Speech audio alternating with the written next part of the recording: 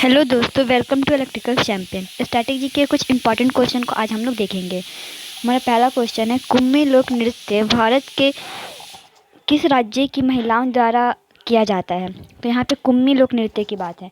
तो कुम्मी लोक नृत्य जो है वो तमिलनाडु के द्वारा किया जाता है। तमिलनाडु के द्वारा किया जाता है कुम्मी लोक नृत्य। हम लोग कुछ राजस्थान के डांस को देखें तो राजस्थान में कौन कौन सा, मोरिया हो गया, मादल हो गया, ये सब कहाँ का है, राजस्थान का है। मोरिया, मादल ये सब राजस्थान का है।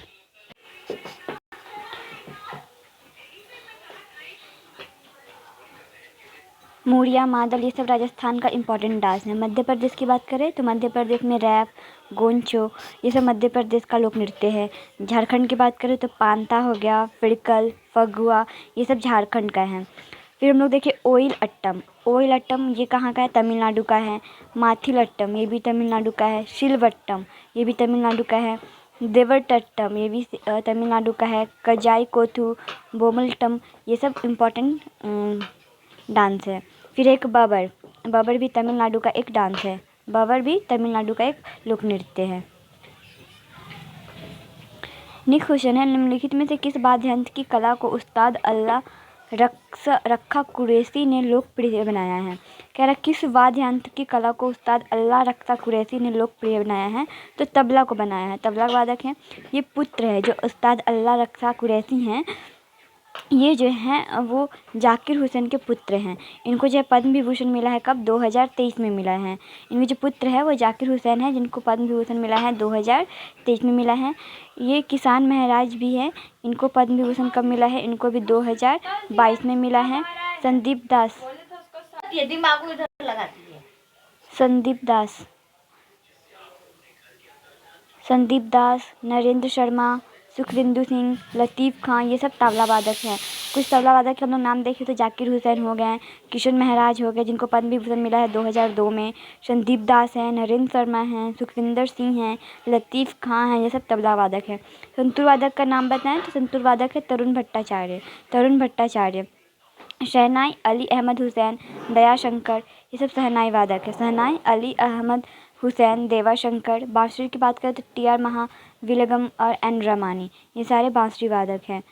नेक्स्ट क्वेश्चन हम लोग देखेंगे, बस्तर दशहरा का 10 दिवसीय उत्सव भारत में किस राज्य से संबंधित है।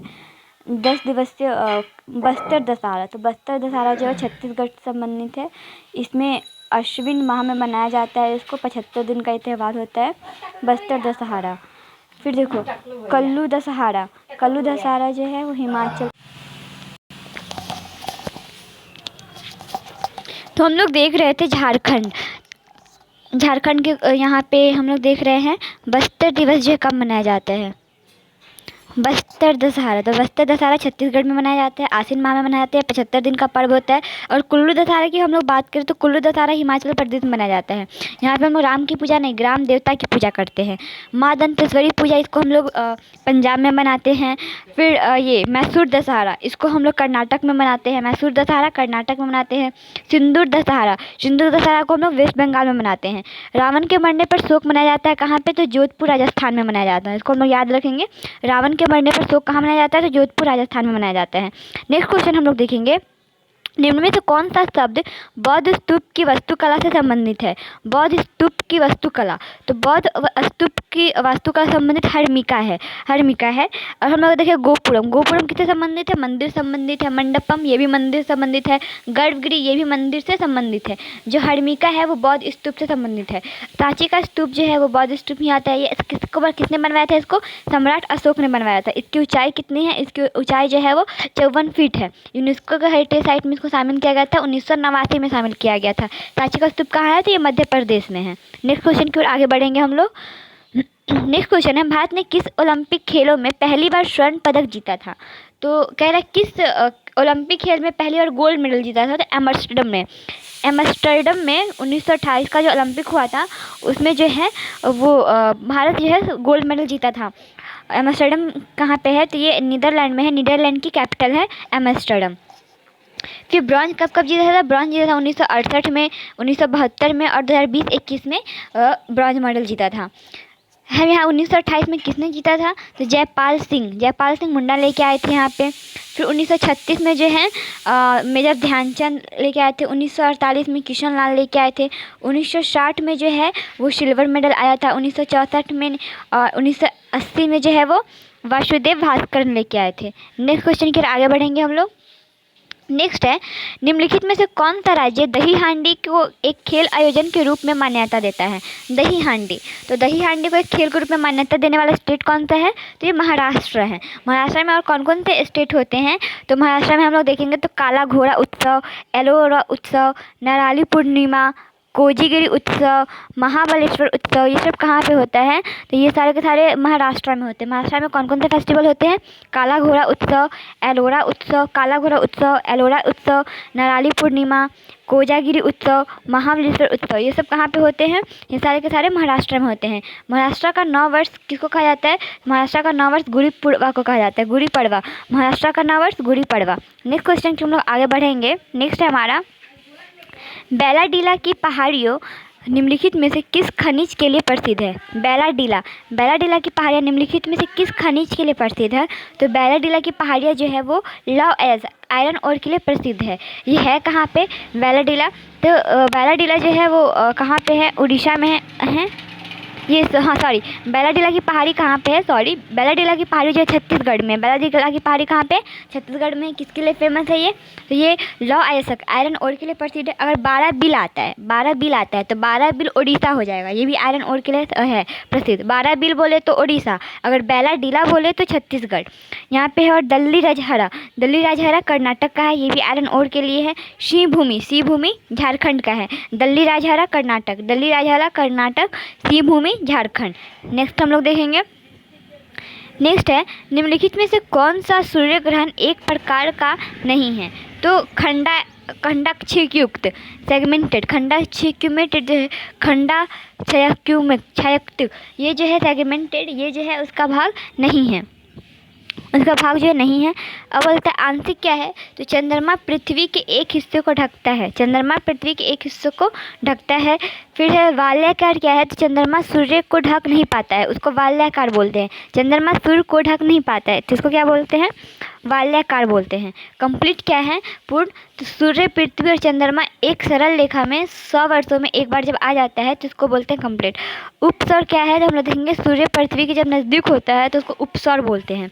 जब सूर्य जो है पृथ्वी के नज़दीक होगा तो उसको हम लोग क्या बोलेंगे, उपसौर बोलेंगे। ये कब होता है, 3 जनवरी को होता है।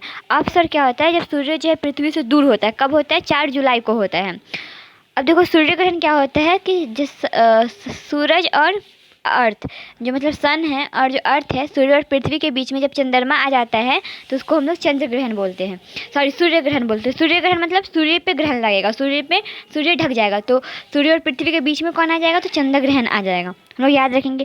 आंशिक मतलब पार्शियल क्या है, तो चंद्रमा पृथ्वी के एक हिस्से को ढकता है, ठीक है। पूर्ण क्या है, सूर्य पृथ्वी और चंद्रमा तीनों एक ही सरल रेखा में हो। वलयाकार क्या है, तो चंद्रमा सूर्य को ढक नहीं पाता है, ठीक है। वलयाकार को हम लोग रिंग ऑफ फायर भी बोलते हैं, रिंग ऑफ फायर। नेक्स्ट हम लोग देखेंगे। नेक्स्ट है, भारतीय संविधान के निम्नलिखित में से किस अनुच्छेद में भारत के राष्ट्रपति पे महाभियोग की प्रक्रिया का उल्लेख है, तो अनुच्छेद 61 में। सबको पता है कि महाभियोग राष्ट्रपति पे किस अनुच्छेद पर लगाया जा सकता है, तो अनुच्छेद 61 से। पहली बार महाभियोग कब लगा था, तो 1993 में रामास्वामी पे लगा था, 1993 में वी रामास्वामी पे लगा था।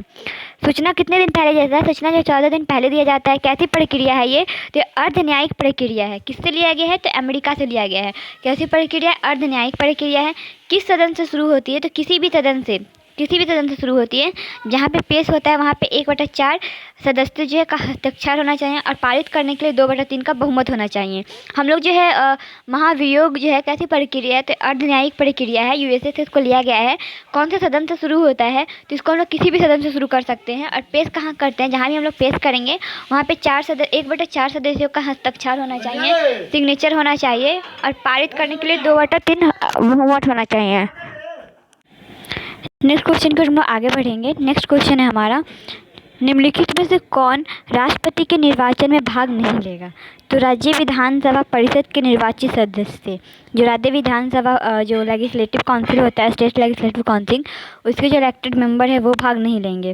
कौन कौन भाग ले सकते हैं? तो राज्यसभा के मेंबर जो है निर्वाचित सदस्य भाग लेंगे, लोकसभा के निर्वाचित सदस्य भाग लेंगे, राज्य विधानसभा स्टेट असेंबली जो है उसके निर्वाचित सदस्य भाग लेंगे, दिल्ली, पुडुचेरी, जम्मू कश्मीर ये सब इसमें भाग लेंगे। नेक्स्ट क्वेश्चन है, राष्ट्रपति चुनाव के लिए नामांकन दाखिल करने के लिए प्रस्तावकों की हस्ताक्षरित सूची की आवश्यकता होती है? तो 50 कह रहा है कि राष्ट्रपति चुनाव के लिए नामांकन दाखिल करने के लिए प्रस्तावकों की हस्ताक्षरित सूची की आवश्यकता होती है। तो 50। इसमें अनुमोदक कितना चाहिए? 50 चाहिए। भारत का नागरिक होना चाहिए। आयु सीमा कितना होना चाहिए? 35 वर्ष होना चाहिए। किसी सदन में चुने जाने की योग्यता होना चाहिए? लोकसभा। किस सदन में चुने जाने की योग्यता होना चाहिए? तो लोकसभा में। नेक्स्ट है, हड़प्पा सभ्यता के किस नगर को सिंध का बाग कहा जाता है? सिंध का बाग। तो मोहनजोदारो को कहा जाता है। मोहनजोदारो को मृतकों का टीला भी कहा जाता है। ये कहाँ पे है? तो पाकिस्तान में है अभी। कालीबंगा कहाँ है? राजस्थान में है। लोथल कहाँ पे? गुजरात में है। राखीगढ़ी कहाँ है? हरियाणा में है। ये सब लोग याद रखेंगे। लोथल को जो है वो सिंधु सभ्यता का बंदरगाह भी है वहाँ पे। अन्नदाताओं का शहर किसको कहा गया है? तो हड़प्पा को कहा गया है। अन्नदाताओं का शहर किसको कहा गया है? हड़प्पा को कहा गया है। सिंध का बाग किसको कहा गया है? तो मोहनजोदारो को कहा गया है। नेक्स्ट क्वेश्चन हम लोग देखेंगे, असहयोग आंदोलन के प्रस्ताव की पुष्टि दिसंबर 1920 में आयोजित भारतीय राष्ट्रीय कांग्रेस के वार्षिक अधिवेशन में की गई थी? तो नागपुर अधिवेशन में की गई थी। जो नॉन कॉर्पोरेशन मूवमेंट था, असहयोग आंदोलन के प्रस्ताव की पुष्टि दिसंबर 1920 में कहाँ पर आयोजित की गई थी?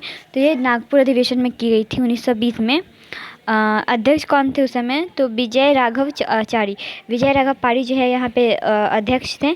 असहयोग आंदोलन जो है 1 अगस्त 1920 को शुरू हुआ था। रद्द किस तिथि को वापस लिया गया था? तो 12 फरवरी 1922 को लिया गया था। चाराचौरी कांड की वजह से लिया गया था। इसका प्रस्ताव जो है कलकत्ता अधिवेशन में किया गया था।